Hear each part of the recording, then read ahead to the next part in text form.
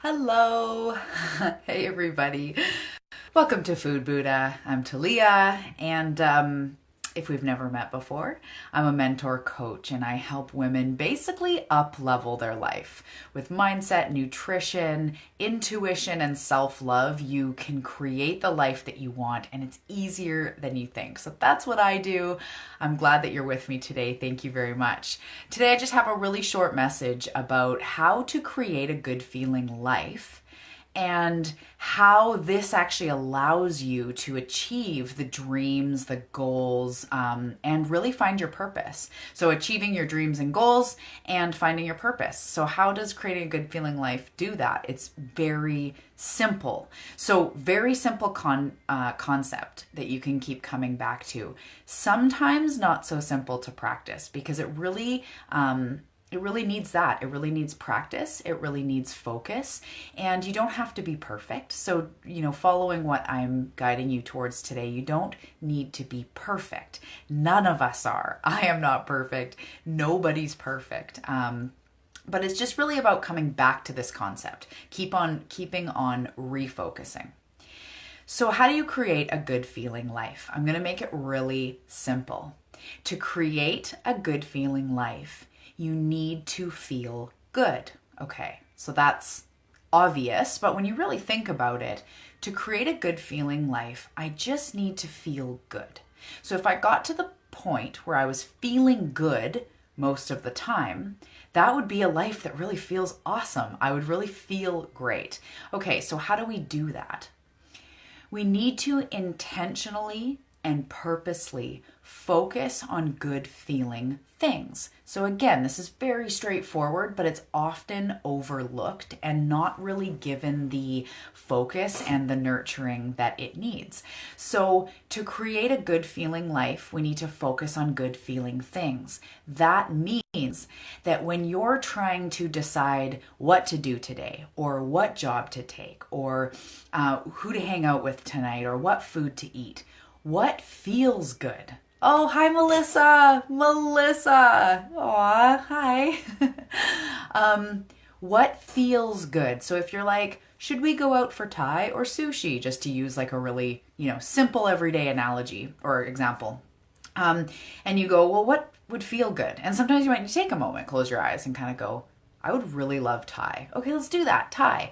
So this translates too into other things. If you're at work and you're offered a promotion, but the job itself that you're being promoted to does not feel good. Oh, good, Melissa. This is speaking to you right now. Thank you.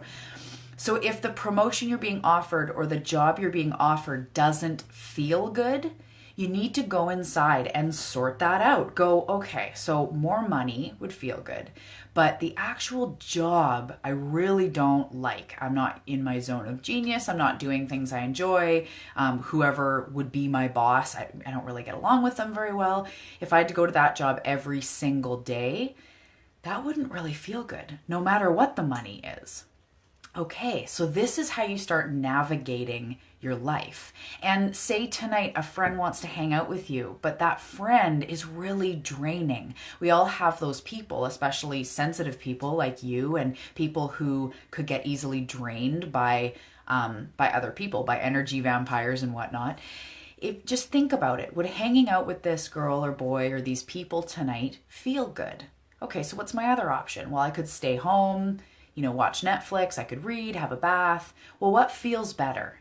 And there are people in my life that it would feel better to stay home, have a bath, or go to bed early, or just watch a movie by myself or with my husband or whatever. There's some people that would feel much better. But then there's other people that I'm like, no, I could watch a movie any night. Like, I want to hang out with these people, or I want to hang out with this person. You know those people. So what feels good? You need to focus on it. And I know that can seem really tough because we need to have trust. So say it's to do with money. That can be really stressful. Like, do I take this job or this job? Or, what if you have this massive goal that just lights you up about quitting your job and traveling the world, and then you get sucked into, but how could I afford that? But what would I do with my place when I'm gone? But what would my mom say? Or whatever it is. What would feel good? And you just have to almost abandon all logic and reason and just go, what would feel good?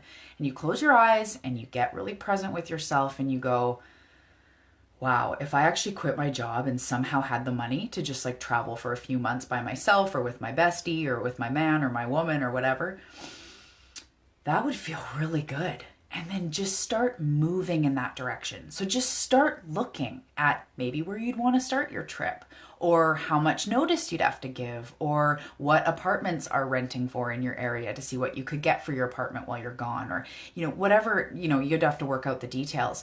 But you need to move towards what feels good because that is placed there for you. That is part of your purpose. That is part of your path. You don't know where traveling the world will lead you. Could you imagine the people you might meet, the places you'll see, what you'll learn about yourself, or that job? Who would you be to have to turn down more money just because the job is out of integrity with who you are? That's a big person. That's a person who knows what they want to be able to turn down money for that. And you have to trust that something more aligned with yourself, with even better pay, will come along. But if you took that job, you wouldn't be available for that new situation that's coming to you. So you need to start choosing what feels good, down to what movie I want to watch. Like, it came to a point, I used to love horror movies and reading about true crime and CSI and Law and Order and all that stuff. I loved it. And then it kind of got to this point where I guess I started shifting and it started affecting me more. Like, it would just, I remember I kind of remind myself of my mom. My mom would always be like, it's too violent. And I'm like, whatever, Mom, it's CSI, get over it. But it started to be too violent and not feel good. And I'd be going to bed thinking about it, whereas I never used to do that. And I just acknowledged that watching those shows don't feel good anymore. So I just don't watch them anymore. It's not a big deal. It's just, I'll pick a funny show. I'm always asking my friends, like, what funny show could I watch? Or something interesting, a documentary, Planet Earth. Like, that feels good to watch. So down to the every last little tiny choice. What to wear today? What would feel good? Don't squeeze yourself into the thing that you think you should wear that doesn't fit right, or the high heels that make your back hurt if they don't feel good. But I know so many women that feel badass and empowered in heels, or they like to wear something tight because it makes them feel awesome. So whatever feels good to you as an independent person, not what you should do, not what's less expensive, not what you think that your parents will approve of, not what society says you should be. Be you and do what would make you feel good. So if you have that thing that's been niggling in the back of your mind, I'd love to learn yoga, or I'd like to take dance. I know I'm an adult, but I'm sure there's an adult dance class somewhere. Or I'd like to learn how to paint or pottery or calligraphy or I should volunteer at the SPCA. Those things that come into your mind that you think I should do that would feel good. We need to start doing those. It's not all or nothing. It's not you have to go out and do them all today to create a good feeling life. It means starting to choose things that feel good from people and places and decisions in your life, and trust the universe will back you up, because now it goes, okay, now you're thinking like I think. So something that blew my mind when I first heard it, and is now the way that I live my life, is I really took time with this concept to absorb it and try it on and flirt with it and play with it before it really came in as a belief. But the universe thinks of you like this beautiful, perfect soul, the way that every tree in its uniqueness is perfect. If a tree bends this way, it's not bad. And if a tree's straight, it's not better. So if you're thinner or bigger or smaller or taller or brown hair or blonde hair or whatever, Source sees you as perfect. We need all the contrast. We need all the different kinds of people on this earth. So you are perfect. And the things that make you feel good are you in your essence. So really take that on, because some people love hiking. Some people wouldn't hike if their life depended on it, but they love scuba diving, or they love collecting sand dollars, or they love, new cars, and someone else prefers older cars, vintage cars. Somebody loves purple and somebody loves red. Like, we're just all individual. That's fine. Source knows that you are perfect in everything that you are. So by doing things in your life that don't feel good, you're not thinking like Source thinks. So this is the part that just blew my mind. When I look in the mirror And if I was to say like, ugh, I hate what I see, it does not feel good. I start going, yeah, and like you should have been here by now, and you're how old, and you've been this and that, and it does not feel good. It's because you're not aligned with how the universe thinks of you. The universe thinks of you as perfect and beautiful and unique and amazing. So when you look in the mirror and you think you look bad, wrong, you should be a different way, your skin color's not right, your hair's not right, you're too tall, too short, your feet are too chubby, your ankles or whatever, you don't have a thigh gap, like who the hell cares? That's not the way that source thinks of you. The source goes, you're amazing. The universe is going, go be the youest you can be. Melissa, all the hearts. So by following what feels good, you move into thinking the way that the universe thinks about you, and invisible doors open. I know it sounds big, but it's true. So to create a good feeling life, just try it on, play with it, see how you feel when you start moving towards things that feel good. So then the next step in this is you can start noticing in your day what makes you feel good and what doesn't. And this is where personal development gets juicy, super rewarding, but sometimes tough, is you got to notice the relationships that don't make you feel good, or the job that you go to every day that doesn't make you feel good, or the way that you talk to yourself that doesn't make you feel good. The way that you give in and say, yeah, sure, I'll come tonight, even though it'll drain you.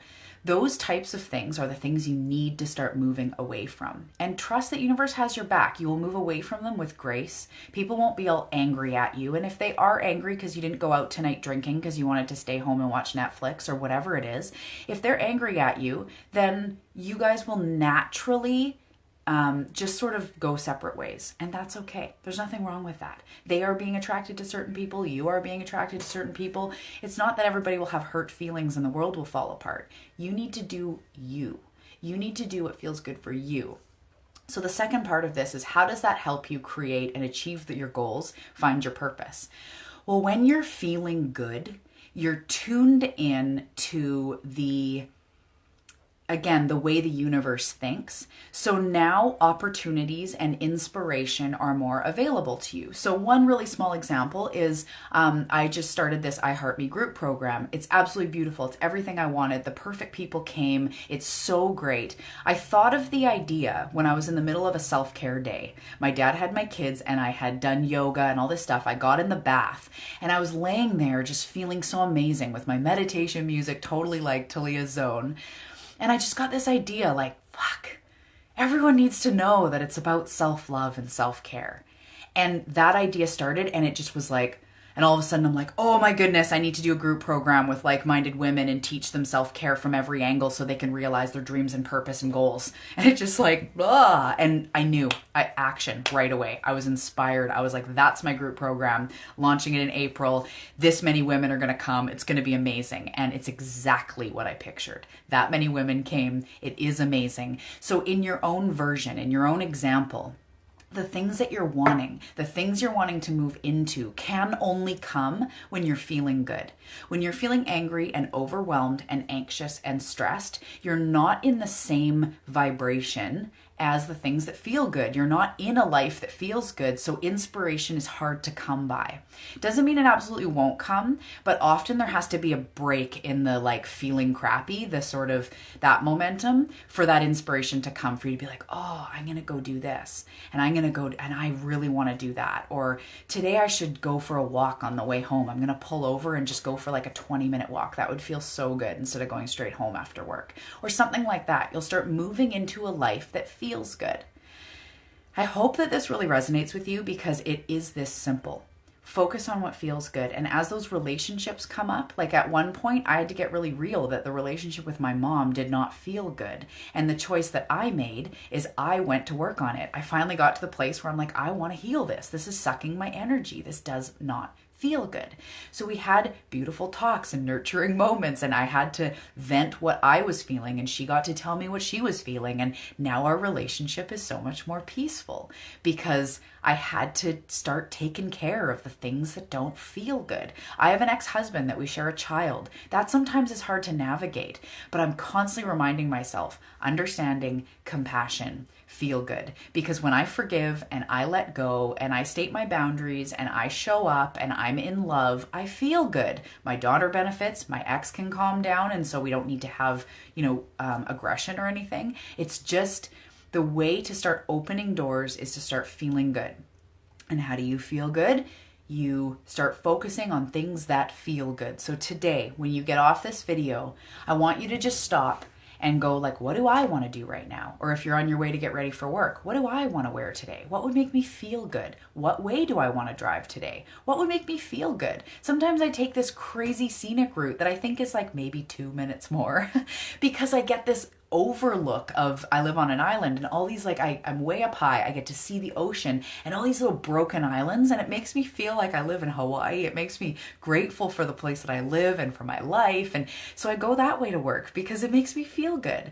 And don't worry about the rest. Don't worry about the money. If eating out tonight feels good, don't worry about the calories. It'll all get ironed out. And as you feel good, cravings subside. Your urges to spend money, you start spending money on things that make you feel amazing. And notice not to spend money on things that don't make you feel amazing. Relationships start healing. That's when your body takes shape into who you truly are. If you're someone that, has weight loss goals or wants to get more fit, you'll be more inspired to, hey, I'll try yoga or I'll try running. Because you're not in this angry, like, you better do it, I'm never gonna do it kind of place, right? So you start to feel good and life unfolds. You got to try it to believe it. I recommend that you flirt with that.